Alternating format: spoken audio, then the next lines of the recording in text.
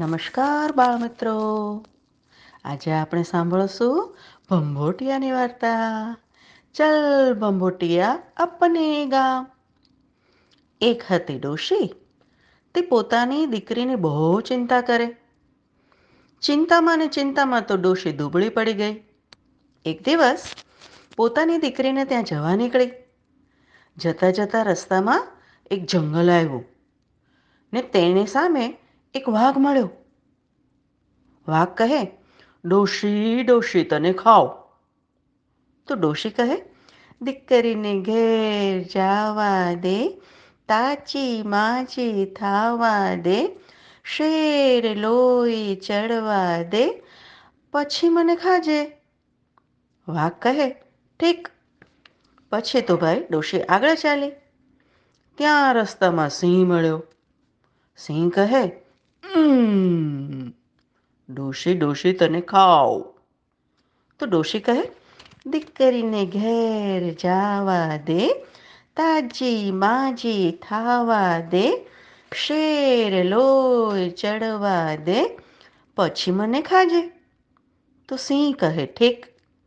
વળી આગળ ચાલતા ડોશીને રસ્તામાં સાપ, વરુ વગેરે જનાવરો મળ્યા.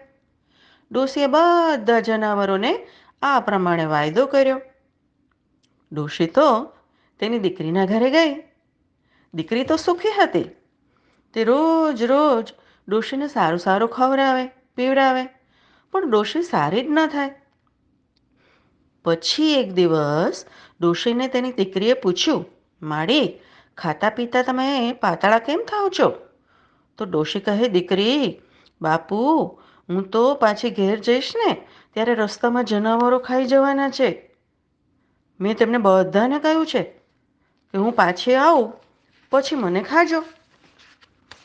તો મને એનો ડર છે અને ડરને લીધે મને લોહી નથી ચડતું અને હું પાતળી છું. તો દીકરી કહે, અરે માડી, એમાં તે બીવો છો શું? આપણે ત્યાં એક ભંભોટિયો છે, તેમાં તમે બેસજો અને પછી ભંભોટિયાને દોડાવતા દોડાવતા લઈ જજો. ડોશી માટે તો દીકરી એક ભંભોટિયો આણ્યો. પછી ડોશી તેમાં બેઠા અને ભંભોટિયો પાસે તો દોડતો દોડતો ચાલ્યો. રસ્તામાં તેને વાઘ મળ્યો. તો ભંભોટિયાને જોઈને વાઘ કહે, ભંભોટિયા ભંભોટિયા, ક્યાંય ડોશીને દીઠા? તો ભંભોટિયો કહે, કિસકી ડોસી કિસકા કામ, ચલ ભંભોટિયા અપને ગામ. વાઘ તો આ સાંભળીને વિચારમાં પડ્યો, માળું, હા શું? આ ભંભોટિયામાં તો શું હશે? વાઘ તો ભંભોટિયાની પાછળ પાછળ ચાલ્યો. પછી તો સિંહ, સાપ વગેરે બીજા જનાવર પણ મળ્યા. સૌ જનાવરોએ ભંભોટિયાને પૂછ્યું, પણ ભંભોટિયામાંથી તો એક જ અવાજ મળ્યો, કિસકી ડોશી કિસકા કામ, ચલ ભંભોટિયા અપને ગામ. આથી સૌ ભંભોટિયા પાછળ પાછળ ચાલ્યા. છેવટે ભંભોટિયો ડોશીના ઘર પાસે આવ્યો. ડોશી તેમાંથી હળવેક દઈને બહાર નીકળી. જેવા ઘરમાં જવા જાય ત્યાં તો બધા જનાવરો એને ઓળખતા અને સૌ કહે, ડોશી તને અમે ખાઈએ, ડોશી તને અમે ખાઈએ. એટલામાં ડોશી એકદમ દોડીને ઘરના બારણામાં જતી રહી અને બારણા કરી દીધા બંધ.